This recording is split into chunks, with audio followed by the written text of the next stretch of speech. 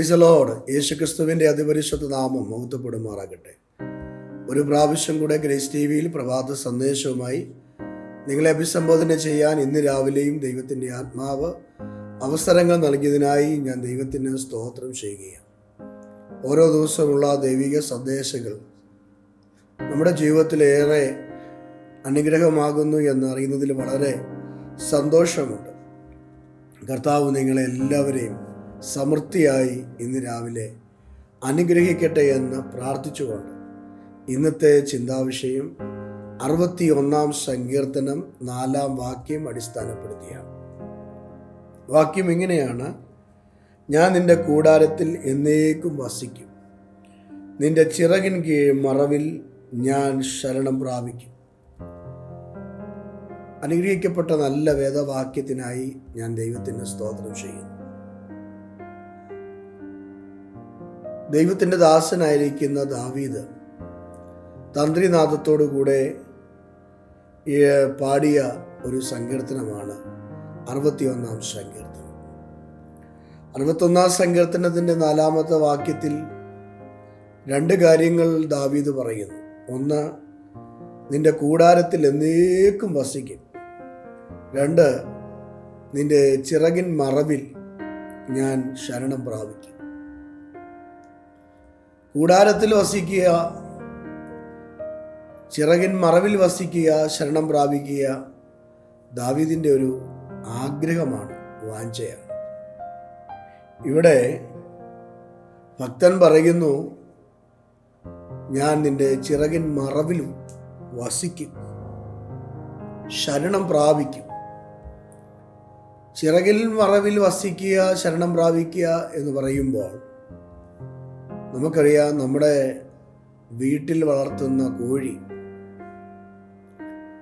മുട്ട വെച്ച് വിരിഞ്ഞ് കുഞ്ഞുങ്ങളുമായി പുറത്തിറങ്ങുന്ന ഒരു സമയം ആകാശത്തിലൂടെ പറന്ന് വട്ടം കറങ്ങി വരുന്ന പരുന്ത് ഈ കുഞ്ഞുങ്ങളെ ഈ കോഴിക്കുഞ്ഞുങ്ങളെ കൊത്തിപ്പറിച്ച് തിന്നുവാനായി താഴേക്കിറങ്ങി പതിക്കുമ്പോൾ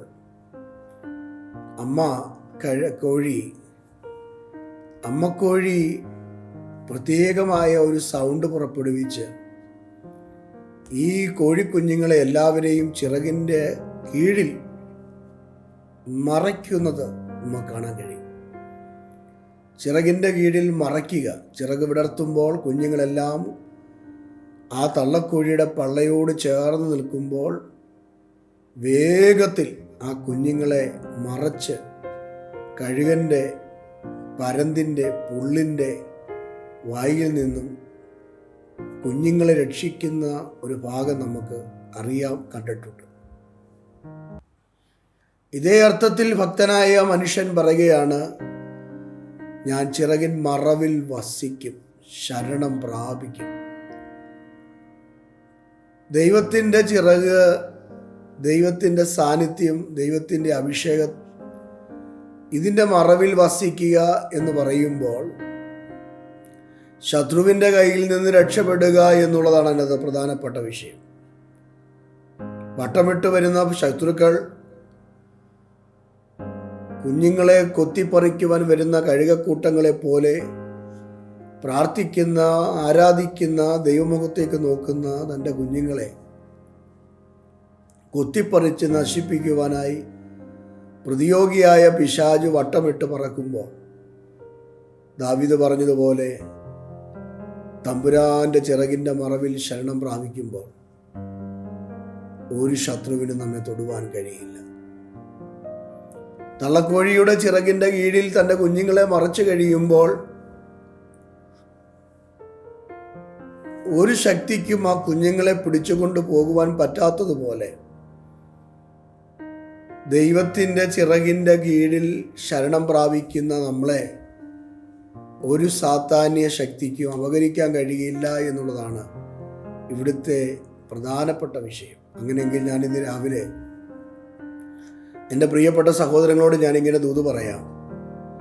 ഏതൊക്കെ ശത്രുക്കൾ നിനക്കെതിരെ വിരോധമായി പാളയമിറങ്ങിയാലും, നിന്റെ ആരോഗ്യത്തെ, നന്മയെ,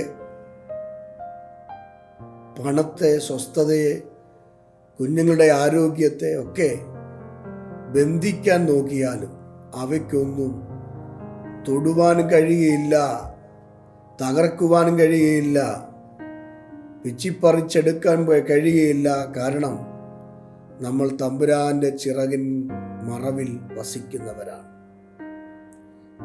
ഇവിടെ ദാവീദിന്റെ ഒരു സങ്കീർത്തനമാണ്. പ്രതികൂല സാഹചര്യങ്ങളുടെ നടുവിലും പ്രതികൂലങ്ങൾ തലയ്ക്ക് മീതെ പറന്നുയരുമ്പോൾ ചിറകിൻ്റെ മറവിൽ വസിക്കുക എന്നുള്ളത് ശ്രേഷ്ഠമേറിയ ഒരു പ്രധാനപ്പെട്ട കാര്യമാണ്. എപ്പോഴാണ് നമ്മെ മറയ്ക്കുന്നത്? മത്തായിയുടെ സുവിശേഷം 22-ാം അധ്യായം 37-ാമത്തെ വാക്യത്തിൽ ഇങ്ങനെയാണ് വായിക്കുന്നത്. വാക്യം ഇങ്ങനെയാണ്: യേശു അവനോട്, നിന്റെ ദൈവമായ കർത്താവിനെ നീ പൂർണ്ണ ഹൃദയത്തോടും പൂർണ്ണ ആത്മാവോടും പൂർണ്ണ മനസ്സോടും കൂടെ സ്നേഹിക്കണം. ദൈവം തൻ്റെ കുഞ്ഞുങ്ങളെ ചിറകിൻ്റെ മറവിൽ വസിക്കുന്നത്, ശരണമാക്കുന്നത്, സൂക്ഷിക്കുന്നത് എപ്പോഴാണ് എന്നുള്ളതാണ്. ഇവിടെ മത്തായിയുടെ സുവിശേഷം 22-ാം അധ്യായം 37-ാം വാക്യത്തിൽ പറയുകയാണ്: നിന്റെ ദൈവമായ കർത്താവിനെ നീ പൂർണ്ണ ഹൃദയത്തോടും പൂർണ്ണ ആത്മാവോടും പൂർണ്ണ മനസ്സോടും കൂടെ സ്നേഹിക്കണം. ദൈവത്തിൽ നമ്മൾ പൂർണ്ണ മനസ്സ് വയ്ക്കുമ്പോൾ, പൂർണ്ണ ആത്മാവോടും പൂർണ്ണ ഹൃദയത്തോടും കൂടെ ദൈവത്തെ സേവിക്കുമ്പോൾ ദൈവത്തിൻ്റെ ചിറക് നമുക്ക് അഭയമായി വരികയാണ്. രൂത്തിന്റെ പുസ്തകം 2:12 വായിക്കുമ്പോൾ, ആശ്രയിച്ചാൽ ചിറകിൻ്റെ മറവിൽ വസിച്ചാലുള്ള ഗുണത്തെപ്പറ്റി പറയുന്നുണ്ട്. പ്രതിഫലം പൂർണ്ണമായി തരും. അപ്പൊ പ്രതിഫലം ലഭിക്കണമെങ്കിൽ ദൈവത്തിൽ ആശ്രയിക്കണം. എങ്ങനെയാണ് ആശ്രയിക്കേണ്ടത്? പൂർണ്ണ മനസ്സോടെ, പൂർണ്ണ ഹൃദയത്തോടെ, പൂർണ്ണ ആത്മാവോടെ.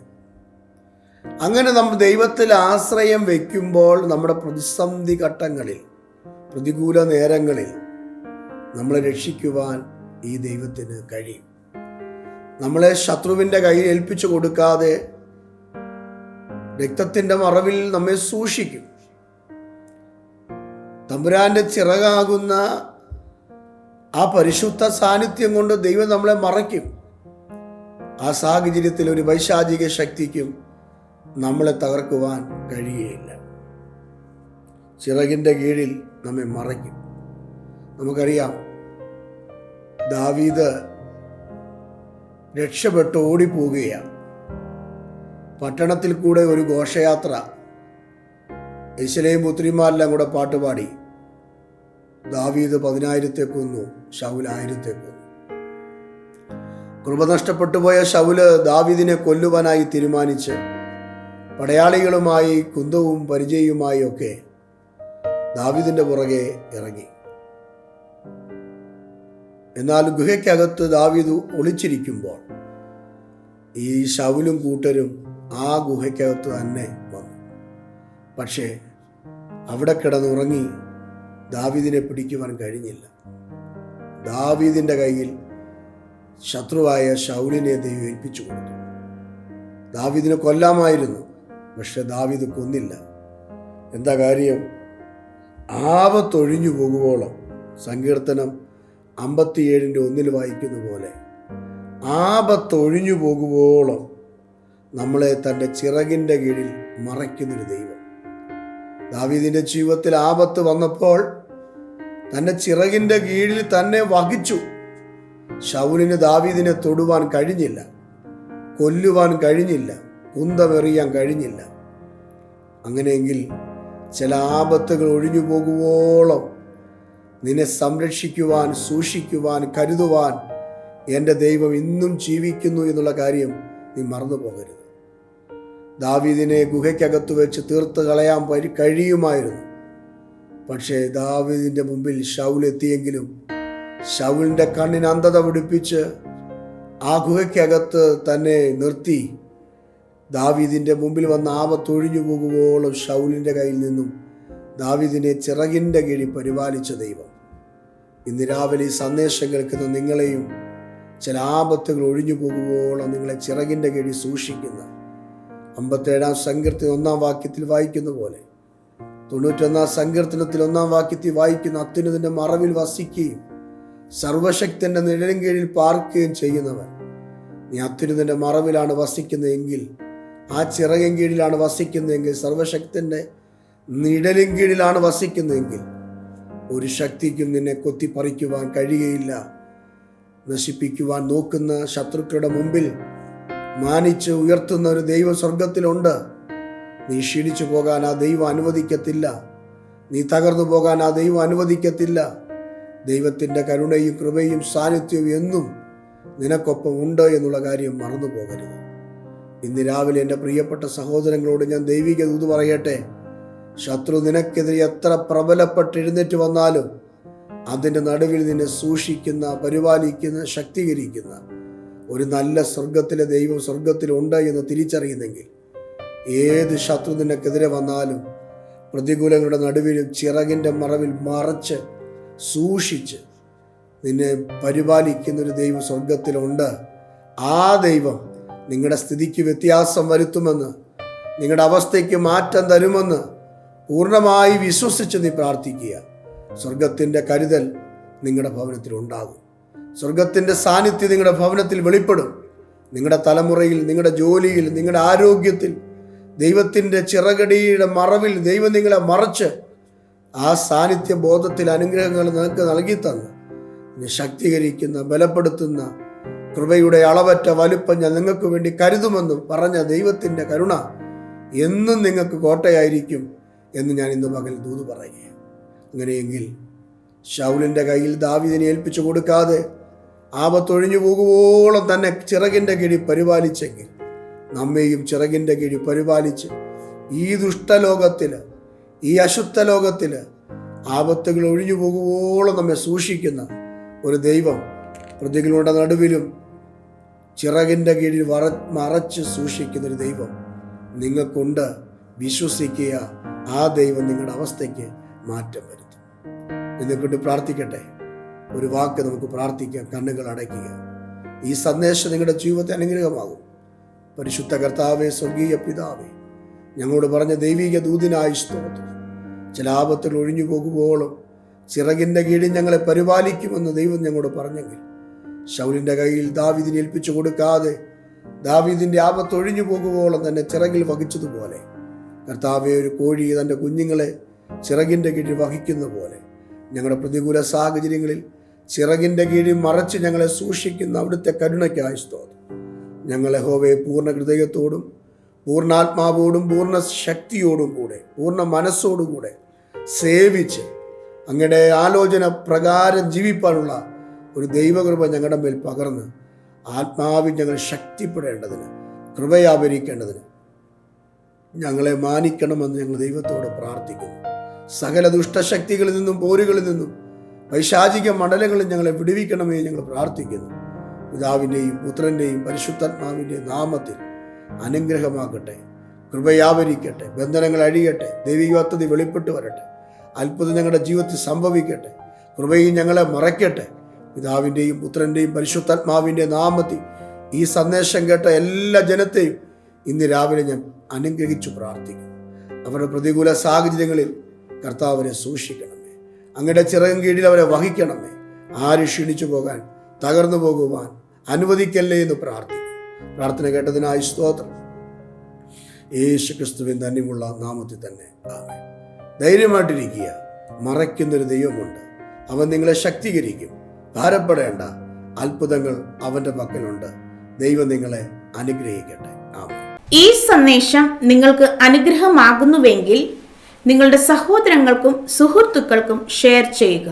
ഓരോ ദിവസവും ഗ്രേസ് ടിവിയിൽ ലഭിക്കുന്ന പ്രഭാത സന്ദേശം നിങ്ങളുടെ മനസ്സിന് ആനന്ദവും ആത്മനിറവും നൽകട്ടെ എന്ന് പ്രാർത്ഥിക്കുന്നു. ഈ ശുശ്രൂഷ നിങ്ങൾക്ക് മുടങ്ങാതെ ലഭിക്കുവാൻ ആഗ്രഹിക്കുന്നുവെങ്കിൽ ഗ്രേസ് ടിവിയുടെ യൂട്യൂബ് ചാനൽ സബ്സ്ക്രൈബ് ചെയ്ത് തൊട്ടടുത്ത ബെൽ ബട്ടൺ കൂടി അമർത്തുക. ഓരോ ദിവസത്തെയും നോട്ടിഫിക്കേഷൻ നിങ്ങൾക്ക് ലഭിക്കുന്നതാണ്. നിങ്ങളുടെ പ്രാർത്ഥനാ വിഷയങ്ങളും അഭിപ്രായങ്ങളും അറിയിക്കുവാൻ ഞങ്ങളെ വിളിക്കേണ്ട നമ്പർ 7559068791. ദൈവം നിങ്ങളെ ഏവരെയും അനുഗ്രഹിക്കുമാറാകട്ടെ.